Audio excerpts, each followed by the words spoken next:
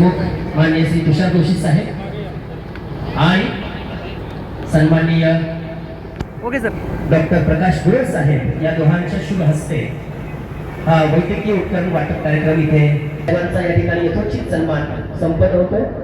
मी श्री सदस्य अशोक पाटील साहेब यांना विनंती करतो जे आहेत वचका समोर त्यांनी खाली बसून घ्यायचं आहे। तुषार जोशी साहेब यांचा सन्मान इथे शाल श्रीफळ व सन्माननीय डॉक्टर प्रकाश गुरव साहेब यांचाही या ठिकाणी सन्मान होतो।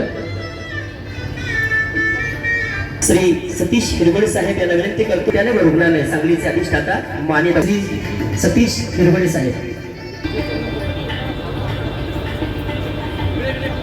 जोरदार टाळ्यांच्या गजरामध्ये आपण त्यांचा सन्मान करतो।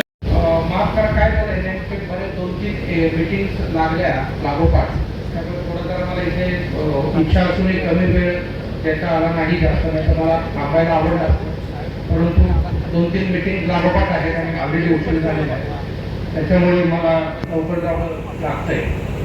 मला धर्माधिकारी प्रतिष्ठानाचं काम पहिल्यापासून माहिती आहे काही प्रमाणात मी त्याचे जे संबंधित आहे आमचे काही आणि तसा मी फार वर्षांपूर्वी जेव्हा लहान होतो तेव्हा या रेवदंड्याला राहायला होतो।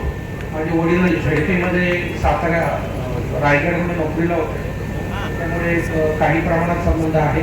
त्यानंतर काही माझे मित्र आहेत जवळचे या प्रतिष्ठानाचे फार जवळचे संबंधित आहेत आणि त्याचं कार्य फार मोठं आहे आणि मुख्य म्हणजे ज्याला आपण म्हणू समाजाला एकत्र जोडणार आहे।